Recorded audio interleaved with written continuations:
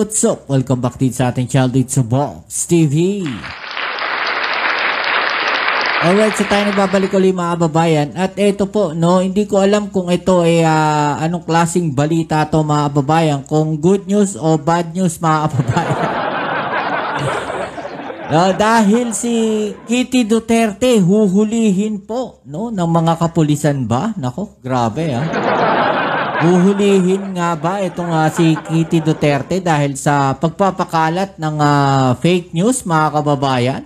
Well, yan ang ating alamin at pag-uusapan. Pero syempre bago ang lahat, please don't forget to subscribe, like, share at comment dyan sa comment section.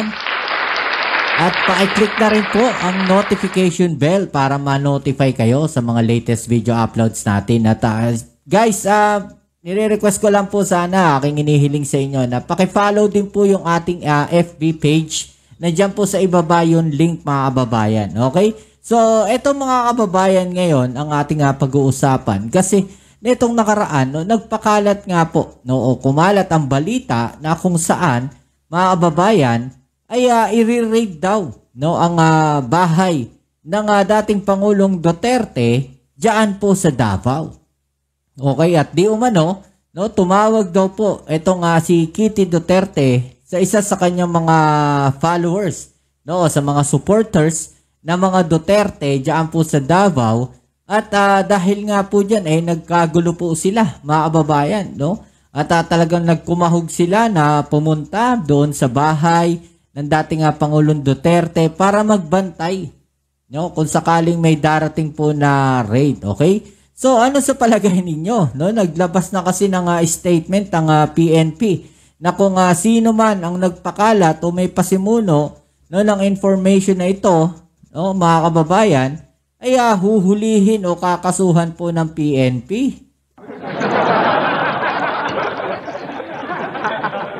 Okay, so paano yan? Nanggaling po yung tawag kay Kitty Duterte. Diba? At may nalaman daw sila, no, na magkakaroon daw di umano mga kababayan ng raid doon sa bahay ng dating Pangulong Duterte. Epekto nga ba yan mga kababayan?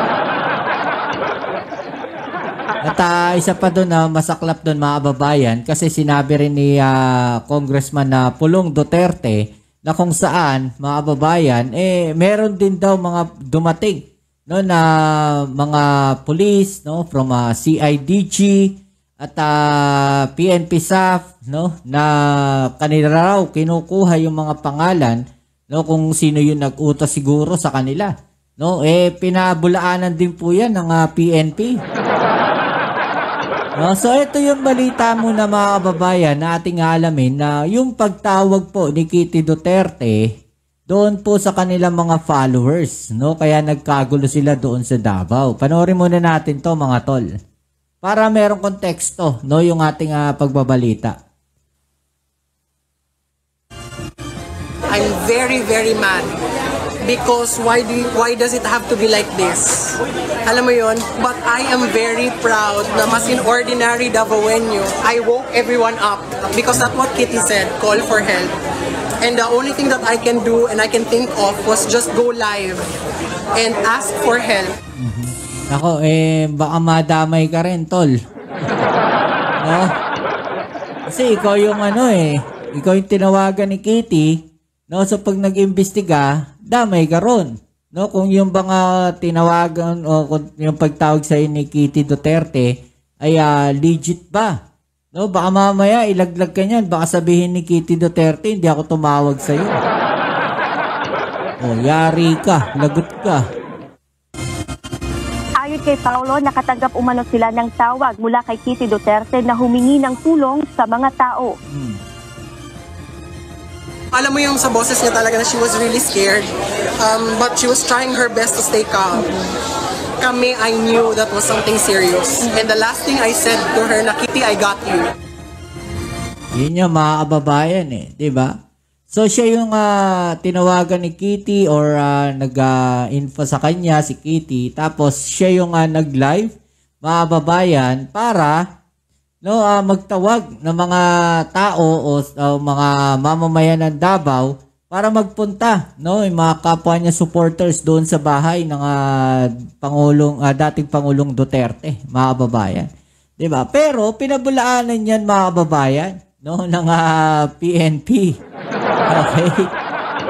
At iimbestigahan na daw, no, ang nagkalat ng faking information tungkol po sa raid sa bahay, no, ng dating Pangulong Duterte. Nako po, yari kayo.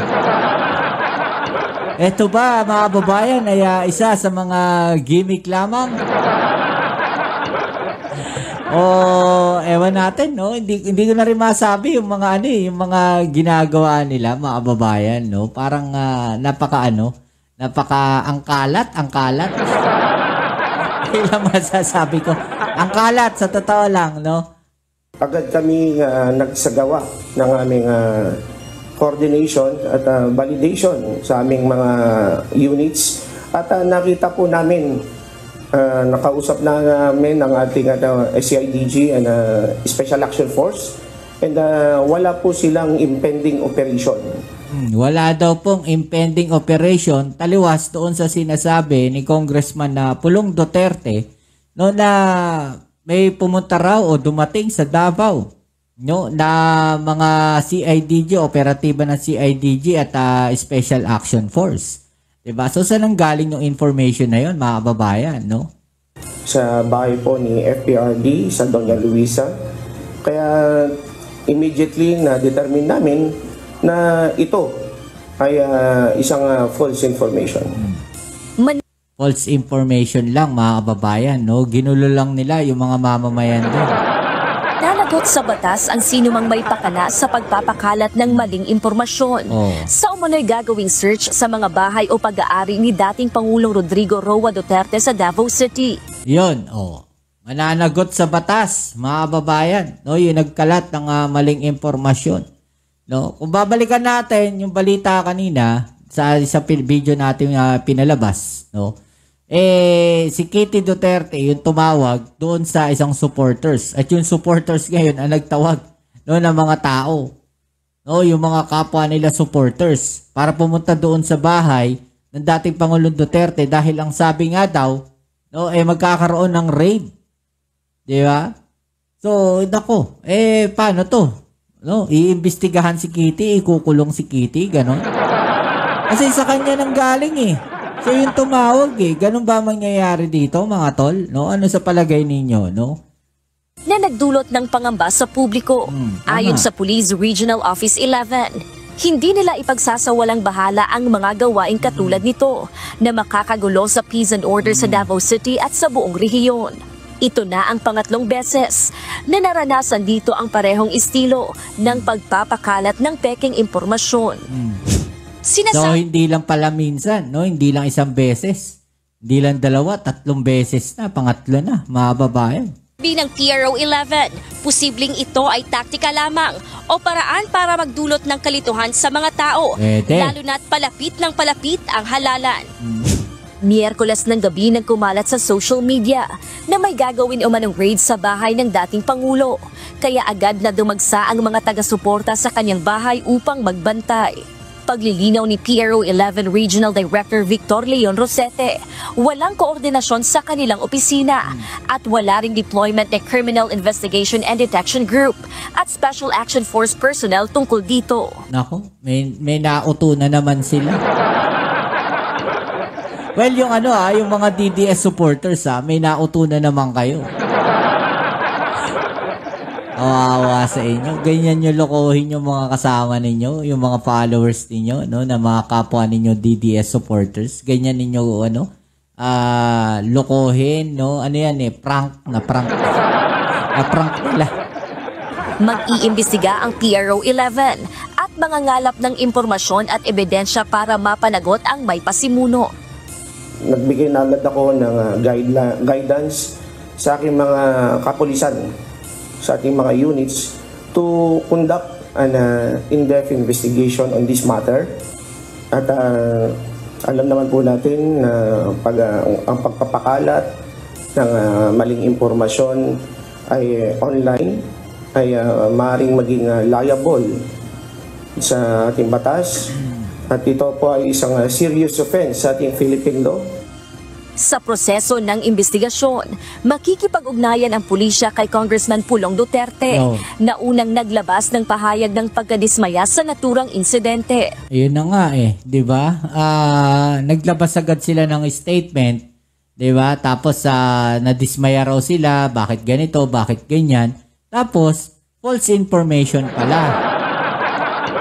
Diba? So, yung mga tao, nagugulo yung isip.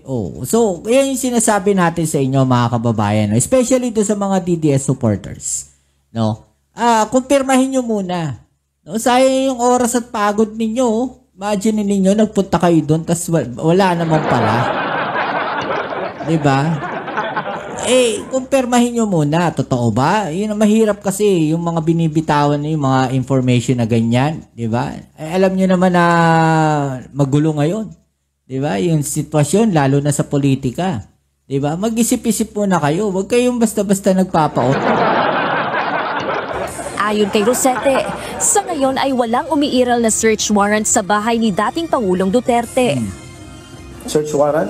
Wala pong search warrant. Wala po. False information nga po yan. Ang naamin lang po is, wala naman pong violation. Why we will conduct any operation?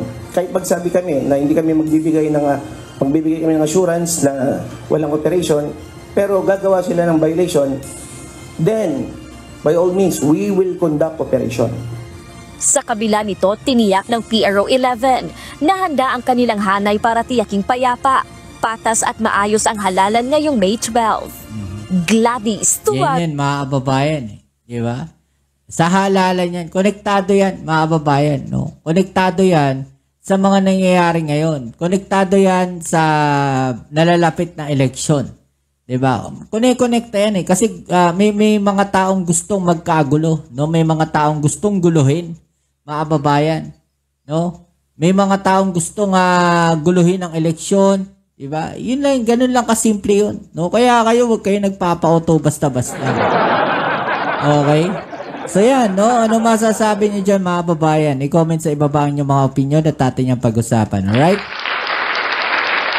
Kaya muli, kita-touch tayo sa ating next video upload. Ito ang inyong Kuya Mobs, it's sa Mobs TV. Peace. I'm out.